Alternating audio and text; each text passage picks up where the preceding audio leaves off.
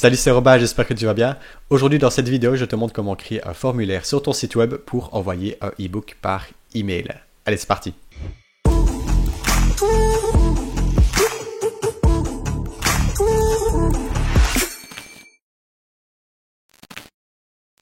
Alors pour ce faire, on va utiliser trois services. Le premier, c'est Webflow, donc c'est le fameux créateur de site web que tu sais que j'adore utiliser. Ensuite, on va utiliser Zapier, c'est un service qui permet d'automatiser et de connecter deux services distincts.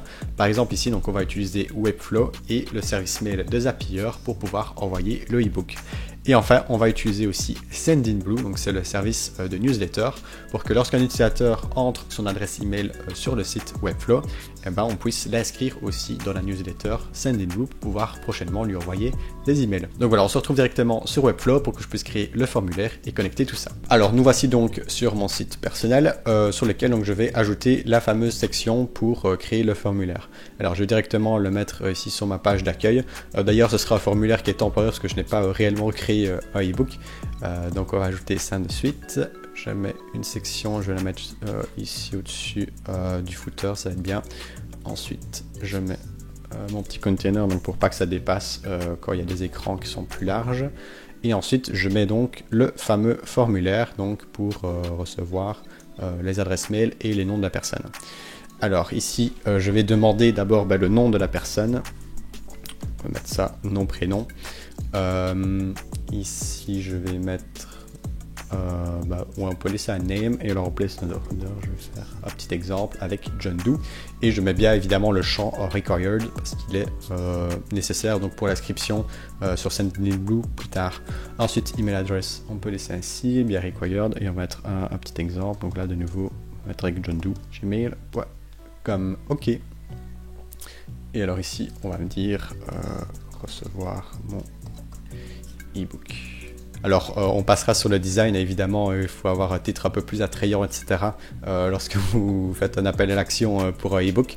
Ici, c'est juste pour l'aspect technique, donc qu'on va faire ça. Donc ici, je dois aussi renommer le nom du formulaire. On va appeler ça form e-book. Comme ça, ce sera plus clair quand on va récupérer les champs du formulaire. Et alors, en success, on va mettre, par exemple, merci pour... ou plutôt... merci. Vous allez recevoir prochainement le e-book. Ok, on va remettre ici en normal et je vais donc publier cette section là sur le site ici temporaire, sur le site de test. Comme ça je vais pouvoir déjà m'envoyer un formulaire, comme ça je vais pouvoir tester les champs sur Zapier. Donc là le site est bien publié. Yop, ici je vais donc mettre Robin Desarcy et comme adresse je vais mettre test@desarcy.com. Recevoir mon ebook, oui. Alors là j'ai bien, merci, vous allez recevoir prochainement le e-book. Donc voilà, maintenant que ça c'est fait, je vais pouvoir utiliser Zapier pour relier Webflow à le service d'envoi d'email.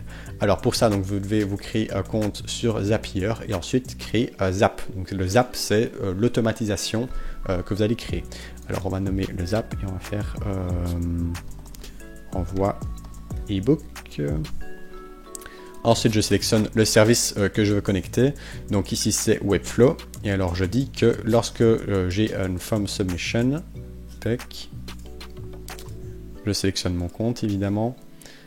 Sur le site portfolio, le form name, c'est bien le form ebook. Je continue. Alors là, il va aller chercher les formulaires que j'ai déjà reçus.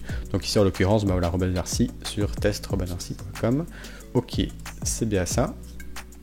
Ensuite, je vais connecter donc ceci à le service d'envoi d'email prévu de base sur Zapier. Donc c'est email by Zapier. Ok, ça c'est bon. Ensuite, là, j'ai simplement à remplir tous les champs. Donc ici, c'est le champ pour dire à qui est-ce que j'envoie le mail. Donc ici, je vais récupérer le champ data email. Donc c'est le champ qui était ici sur Webflow. Ensuite, le sujet, on va dire... on va mettre un petit smiley, c'est plus sympa. E-book. Alors ensuite, le body, donc c'est le texte qui est dans l'email. On va dire bonjour tac, on va récupérer le nom Romain Darcy. Voici ton e-book. Bonne lecture. Signé Robin.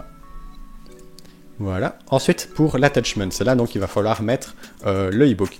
Alors ici, tu vois que si je clique dessus, il me suggère les champs que je viens de recevoir sur Webflow.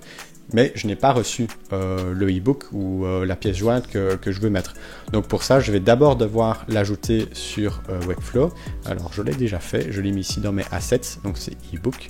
Alors ce que j'ai juste à faire, c'est cliquer ici et sur le petit lien ici. Donc en fait, ça va copier l'URL du e-book et je vais pouvoir la coller ici dans mes pièces jointes. Et donc quand la personne va recevoir l'email, l'e-book va automatiquement se télécharger. Et donc il va pouvoir l'enregistrer sur son ordi. Ensuite le from name, c'est non, c'est mon nom personnel là, du coup, mon vrai nom, du coup pas le nom qui était ici envoyé. Ok, donc il est from Robin. Alors on peut reply to bonjour at robinzarcy.com. Ensuite en copie, j'ai besoin de mettre personne. Là le reste je peux le laisser tout par défaut. Ok, on est bon. Donc là il me fait un petit récapitulatif, donc c'est bien ici. Ok, ouais, nickel. Alors évidemment je vais d'abord tester et puis continuer. Donc là il me dit que l'email a bien été envoyé. Alors ici je vais checker dans mes mails. Ok, nickel. Donc là si je vous partage check ceci. Donc là j'ai bien bonjour Robin Darcy, voici ton e-book, et donc il y a le e-book qui est bien ici en pièce jointe. Donc l'automatisation fonctionne bien. Alors évidemment, une fois que le test est ok, il faut activer le Zap pour qu'il soit opérationnel. Et ok, tout fonctionne bien. Ok. Alors ensuite, maintenant, on va tester donc l'enregistrement dans Sendinblue. Alors ici Sendinblue, c'est un compte de test simplement, et alors j'ai créé ici une liste prospect e-book, et donc c'est là où vont aller les adresses mail des personnes qui ont donc rempli le formulaire. Donc là, même processus, je vais dans Zapier, je crée un Zap, je reconnecte de nouveau le service Webflow. Alors là je choisis que c'est le form submission, continuer. Là c'est exactement le même process que pour le premier. Site name, check. Form name, c'est toujours form ebook. Ok. Toujours les mêmes data. Et ensuite, je connecte ça à Sendinblue. Donc là, de nouveau, vous devez donc vous connecter à votre compte existant. Donc vous aurez une clé d'API que vous entrerez dans Zapier, qui est directement fournie par Sendinblue. Donc ici, c'est celui-là. Ok, donc là je vais pouvoir remplir donc les champs pour l'inscription. Alors je choisis la liste de Sendinblue, donc là je l'ai appelé prospect ebook. Ensuite j'entre le mail forcément de l'utilisateur, donc je le récupère ici. Et alors je peux ajouter des attributs, donc ce sont des champs supplémentaires, des infos supplémentaires sur la personne. Et donc ici comme champ supplémentaire j'ai le nom et le prénom. Ok, de nouveau à chaque fois il faut tester. Donc je teste, tac. Ok, donc là il me dit que il a envoyé le truc de test, et donc si je vais ici dans Sendinblue, que je réactualise, j'ai bien mon adresse mail qui s'est mise correctement.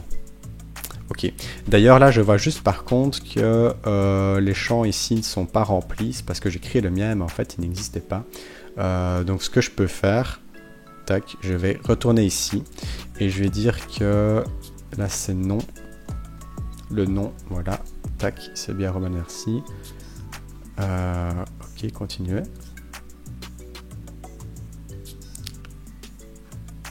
Alors là, on va réactualiser. Ok, puisqu'il était déjà existant, à mon avis, il n'a pas remis, donc je vais le supprimer de toutes les listes. Ouais. Ok. Et on va retester ça.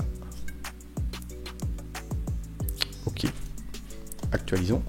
Ok, là c'est bon, donc j'ai bien l'email et puis le nom de la personne. C'est quand même plus sympa d'avoir évidemment son nom, puisque du coup lors de l'envoi d'un mail, on peut directement mettre son nom. Alors ici j'ai tout mis dans nom. À refaire, c'est peut-être mieux de distinguer ici le nom et le prénom, comme ça dans Sendinblue, on peut distinguer le nom et le prénom aussi. Et donc voilà. on a bien donc les deux parties qui fonctionnent. D'ailleurs, on peut faire un nouveau test. Donc ici, je vais par exemple faire avec John Doe, Jane Doe, gmail.com. Recevoir mon ebook. Alors là, évidemment, je ne serais pas testé si elle a bien reçu le ebook, mais bon, on voyait que ça fonctionnait avec le premier essai. Par contre, je vais pouvoir ici voir de suite si ça a fonctionné. Donc, je vais réactualiser. Alors, note importante. J'ai oublié de turn on le zap.